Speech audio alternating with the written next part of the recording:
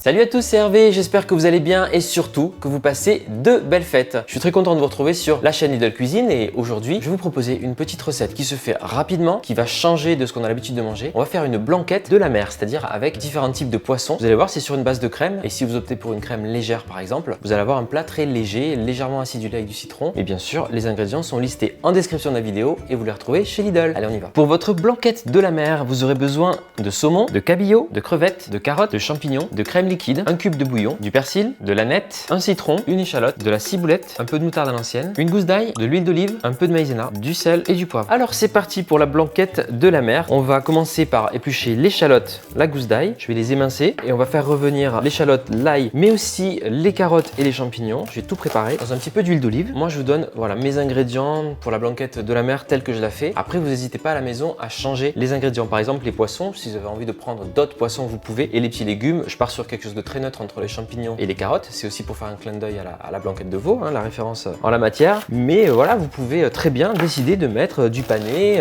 des petits cubes de courge, etc. dans votre recette. Aucun problème. Voilà, j'émince finement l'échalote. J'ai la gousse d'ail juste ici, je fais pareil. On l'ouvre en deux, il n'y a pas de germes, c'est parfait. Bon, pour la gousse d'ail, moi je l'émince au couteau. Si vous avez un presse-ail à la maison, ça marche aussi, il n'y a aucun problème, c'est encore plus rapide. On va commencer à faire revenir tout ça. Donc je fais chauffer ma petite marmite, filet d'huile d'olive. Allez, c'est parti. Au niveau des carottes, on va les éplucher et les couper en petits bâtonnets par exemple. Moi dans cette recette, je vous préconise, si vous voulez quelque chose de plus léger, d'utiliser de la crème légère. Hein. Et si vous voulez une version plus onctueuse, plus gourmande, partez sur une crème liquide entière. Là les carottes, je vais les couper en 3, puis en 2. Et après, je vais découper des petits bâtonnets. Si vous préférez faire des petits cubes, n'hésitez pas. Et je les mets directement avec les échalotes et l'ail. Je pense au céleri branche aussi qui irait très bien dans cette recette. Le fenouil, super. Donc n'hésitez pas à mettre encore plus de légumes si vous souhaitez. Ça vous fera un plat bien équilibré. Je fais une petite blanquette, hein, je vais mettre qu'une carotte. Pour les champignons, je vais simplement les découper en 2, puis en 3 ou en 4. Voilà, je laisse des beaux petits morceaux de champignons comme ça. Et je les mets aussi avec les carottes. Là, je fais revenir tous les légumes à l'huile d'olive. Vous allez voir, cette recette, elle est très goûteuse parce qu'on va mettre pas mal d'herbes aromatiques dedans. Donc, en fonction de ce que vous pouvez trouver, n'hésitez pas. Tout ce qui est estragon, aneth, persil, coriandre, ciboulette, ça marche très bien et vous pouvez mélanger les herbes aromatiques. Un plus dans une recette déshydratée ou fraîche que vous trouvez. Ça marche bien les deux. On va un petit peu mélanger histoire de saisir tous les légumes de chaque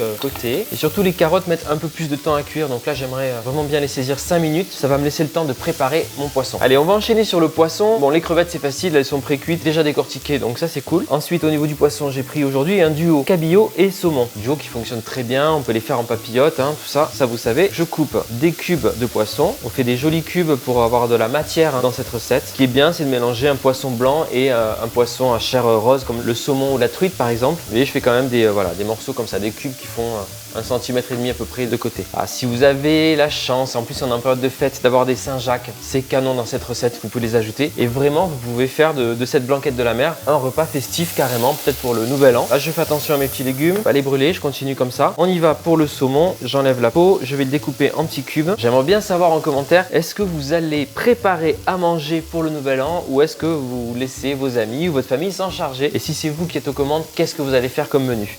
On ajoute à présent les poissons dans les légumes, tout simplement. Donc j'y vais avec le saumon. Le saumon, j'adore. Hein. Est-ce que vous avez fait là pendant les fêtes ou est-ce que vous comptez faire d'autres recettes à base de saumon? Je suis preneur. Saumon frais, saumon fumé. Puis n'hésitez pas à partager en commentaire. Vous savez, il n'y a pas que moi qui lis les commentaires. Toutes les personnes qui suivent la chaîne Lidl Cuisine regardent les commentaires et s'inspirent quand vous donnez des astuces, quand vous faites des retours d'expérience sur les recettes. Ça sert à tout le monde. Donc n'hésitez pas. Là, c'est super. Le poisson est saisi. J'ajoute également les crevettes. J'essaye d'équilibrer entre les différents poissons et les crevettes en termes de quantité. Là, c'est pour saisir mon poisson. On voit tout de suite le cabillaud et le saumon prennent une teinte différente. On va pouvoir ajouter les autres ingrédients, c'est-à-dire je vais mettre la cuillère de moutarde. Je vous conseille de mettre de la moutarde à l'ancienne avec les petits grains, c'est très bon et ça va apporter un petit peu de caractère à votre blanquette de la mer. Également un bouillon cube. Je prends un bouillon cube de légumes, je vais les mettre un peu déglacer ma préparation avec le jus de citron. Si vous avez envie de mettre du vin blanc sec, faites-vous plaisir, ce serait parfait dans cette recette également. Ça va dégager un peu de fumée. Allez, on va couvrir avec de la crème liquide. Encore une fois, à vous de voir si vous partez sur une crème liquide allégée ou entière. Vous baissez le feu et on va faire mijoter tranquillement la blanquette. Je vais mélanger un petit coup pour la moutarde pour bien la répartir. Alors vous imaginez bien que dans cette recette là, vous allez pouvoir ajouter pas mal de choses, notamment des épices. Si vous avez envie de mettre par exemple une petite pointe de curry ou de curcuma, ça peut aller très bien dans cette recette. J'ajoute un petit peu d'eau pour rendre la préparation plus liquide.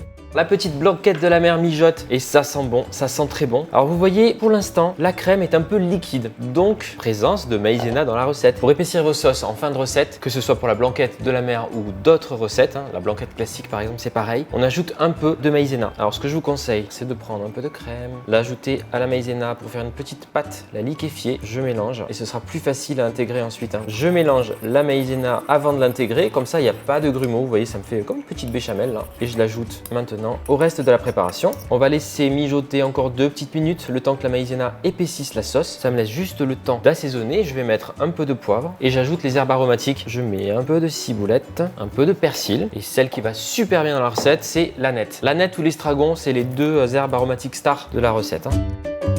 Voilà, vous voyez avec la maïzena, j'ai une sauce plus nappante, c'est beaucoup plus sympa. On va pouvoir servir notre blanquette de la mer. En accompagnement, moi je vous propose soit un petit riz classique, un écrasé de pommes de terre, ça irait super bien. Vous laissez bien des petits morceaux, écrasé de pommes de terre à l'huile d'olive et au thym, là par exemple, ça va aller très bien avec une blanquette de la mer. Pourquoi pas, sinon une céréale, du boulgour, du quinoa, tout ça, ça fonctionnera à merveille. On y va. J'ai l'impression d'être avec vous au réveillon, de servir les assiettes pour les convives autour de la table. Mais j'espère que vous allez vous régaler surtout. Déjà que vous avez passé un bon Noël et que là, le nouvel s'annonce bien. Je suis sûr que vous allez trouver sur Lidl Cuisine une petite recette pour vous inspirer pour les fêtes. N'hésitez pas à me poser des questions en commentaire. Il reste quelques heures, quelques jours avant le réveillon. Si je peux vous aider, répondre à vos questions, ce sera avec plaisir. On est bien. Vous avez une jolie blanquette de la mer avec 3 types de produits de la mer, saumon, cabillaud, crevettes, des petits légumes et tout. Vous avez un plat complet. N'hésitez pas sur les herbes aromatiques, les épices. Donnez du caractère à votre blanquette de la mer et surtout, passez un excellent réveillon. Je suis très content de vous avoir accompagné jusqu'à cette fin d'année et de vous retrouver l'année prochaine dans quelques jours. Allez, à bientôt sur Lidl Cuisine. Je compte sur vous pour commenter, liker, partager. Abonnez-vous, on vous attend les bras ouverts. À très vite. Ciao.